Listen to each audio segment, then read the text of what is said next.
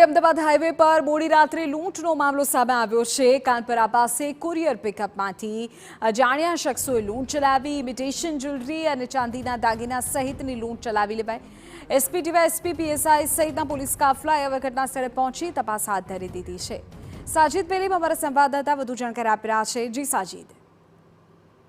જો વાત કરવામાં આવે તો જે અમદાવાદ રાજકોટ નેશનલ હાઈવે છે, હાઈવે ઉપર જ્યારે કાનપરના પાટિયા પાસે પિકઅપ વાનની અંદર જ્યારે જવેલ્સ અને ચાંદીની પાટો લઈ અને કુરિયર ગાડી પસાર થઈ રહી હતી ત્યારે અજાણ્યા 4 થી 5 શખ્સોએ આ ગાડીને આતરી અને લૂંટ ચલાવી હતી ને લૂંટ ચલાવીને ગાડી ખાલી કરીને ગાડી ત્યાં સ્થળ પર મૂકીને નાસી છૂટ્યા હતા, જેથી કરીને પોલીસ હરકતમાં આવી હતી। તાત્કાલિક નાકાબંધી કરી અને આ લૂંટારોને ઝડપવાની તજવીજ હાથ ધરી હતી। પરંતુ વાત કરવામાં આવે 6 મહિનાની અંદર આ બીજી મોટી લૂંટ કહી શકાય, જેથી પોલીસની કામગીરી પર પણ સવાલો ઉઠ્યા છે।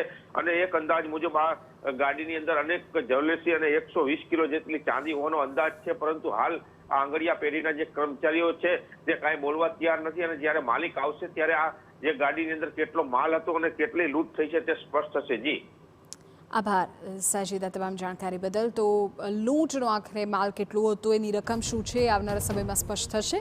પરંતુ પોલીસ કામગીરી પર પણ લૂંટની આ ઘટનાએ સવાલો સર્જ્યા છે। અત્યારે તો પોલીસ ઘટનાસ્થળે પહોંચી તપાસ કરી રહી છે।